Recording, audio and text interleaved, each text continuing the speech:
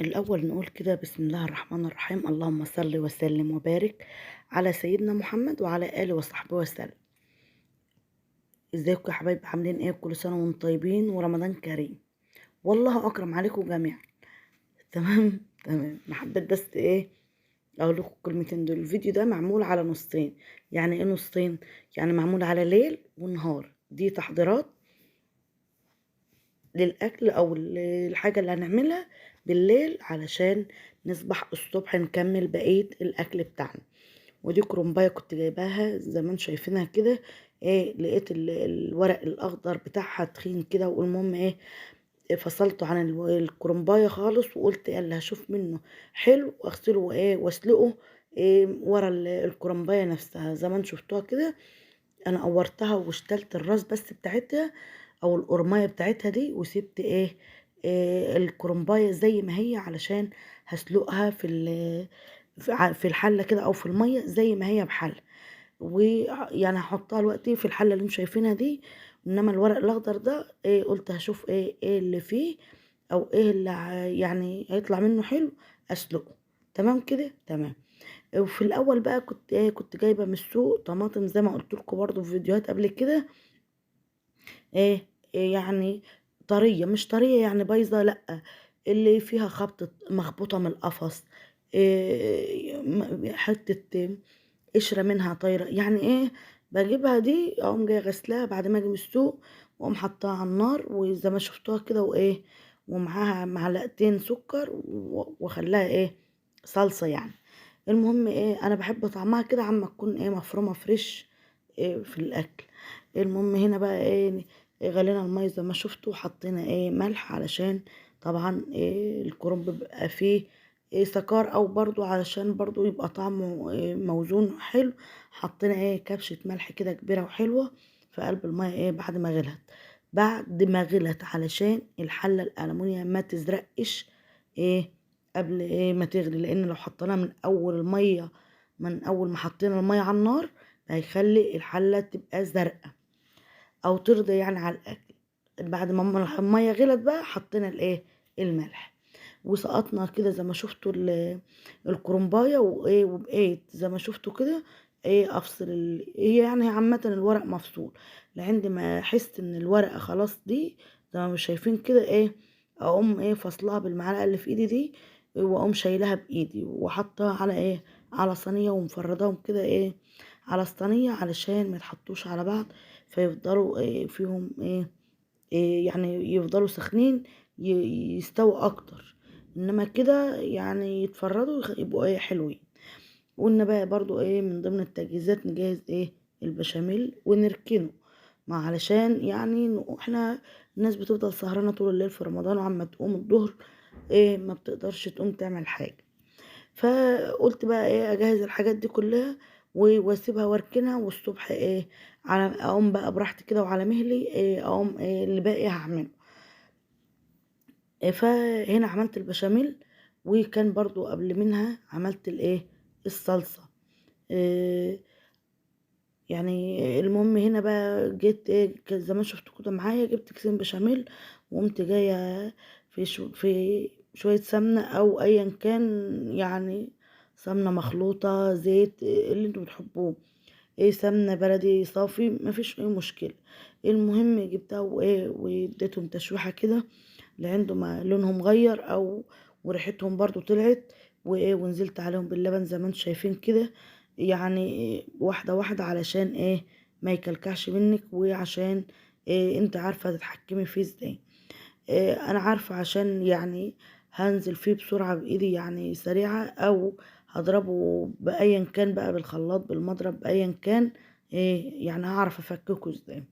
هنا انا بعد ما نزلت عليه بشوية لبن الاول وشربهم، رجعت بقى فضيت بقية الايه اللبن خالص علشان الشوية الاولانيين دول امتصوا حرارة الايه اللبن البشاميل نفسه، فهديت شوية. وبعد كده نزلت عليهم ايه باللبن زي ما شفتوا كده، وهعملهم بقى خالص، وايه يعني مش هيبقوا مكلكعين زي ما شفتوا كده.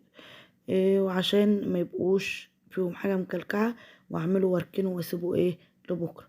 وهنا كانت التقلية او الصلصة بتاعة المحشي إيه خلصت. يعني كنت عملت كمية البصل وحمرتها ونزلت عليها ايه بالطماطم اللي كنت شايفينها في اول الفيديو، ضربتها في الخلاط ونزلت على البصلة بعد ما احمرت وايه وبقت حلوة كده. هنا بقى طبعا جبنا الايه الكرنباية وقعدنا علشان نقطعها، عشان برضو ما تبقاش ايه يعني ما تاخدش مننا وقت واحنا بنحشي. فبقوم جاية كده ايه كل 3 ورقات تقوم فردهم على بعض ومسويهم بالظبط، علشان العنق الخضراء او العين اللي بيبقى في نص الورقة ده بيبقى طبعا لازم نشتاله. بقوم جاية ايه رصاهم على بعض كده، واقوم جاية شايلة الايه العنق دي زي ما تشوفوها كده، يعني بطريقة سهلة، ولا ايدينا توجعنا ولا ايه يحصل حاجة.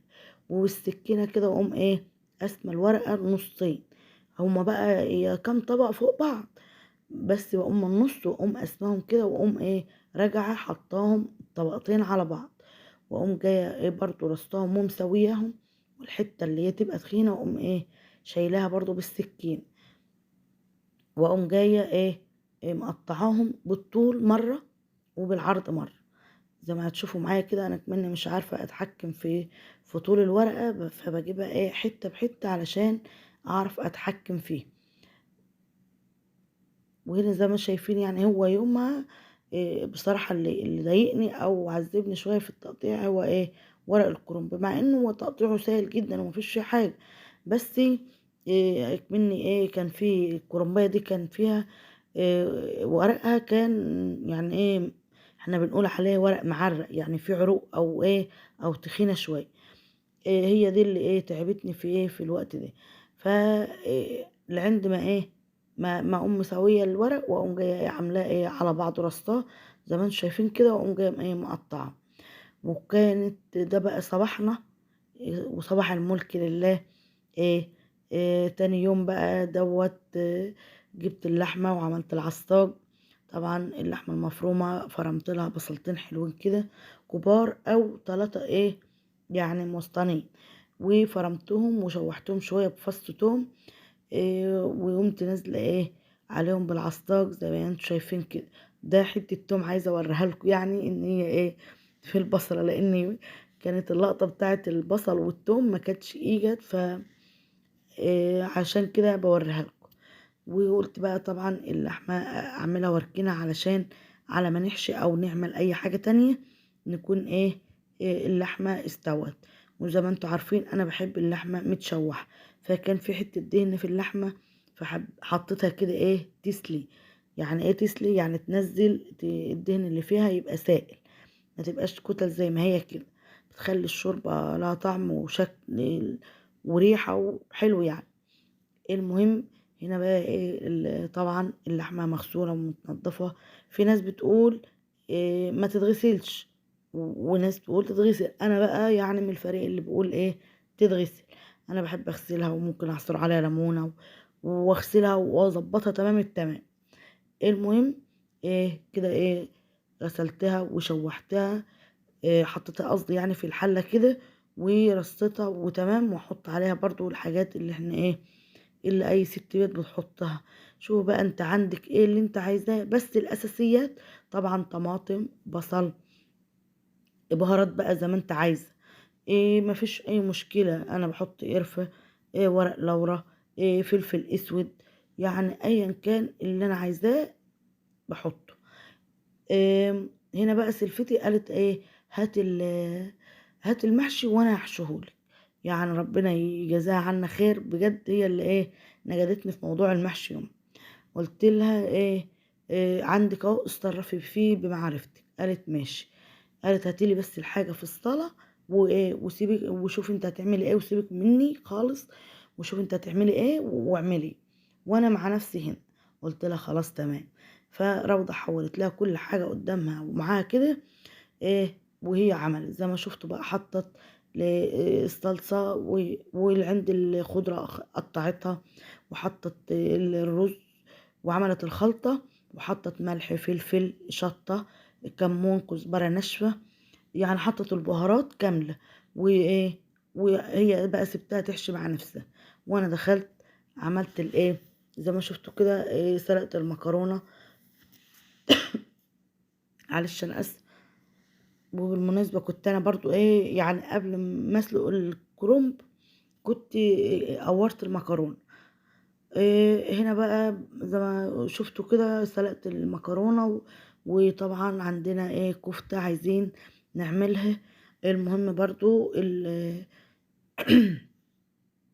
معلش شهادة لا اله الا الله. جبت البصل فرمته بصل وتوم وحباية طماطم كبيرة حلوة كده، فرمتهم وصفيتهم خالص، وقمت جايه ايه حطيتهم يعني في مصر على جنب لعند ما ايه ما اعمل حاجه تانية. واللي هنا كان البرغل زي ما شفتوا كده إيه يعني ملهفش يتبل، رحت جايه برضو في ايه في حله وفي شويه ميه سخنين وغليتهم. خد يجي بتاع حوالي من 3 دقايق ل5 دقايق كده على النار، وبرضو ايه اشتلته صفيته وايه وحطيته ايه فين إيه في البولة كده مع الحاجة اللي إيه اللحمة والبصل والحاجات دي، وعجنتهم وزقتهم فين في التلاجة وارتحت منهم. تمام تمام.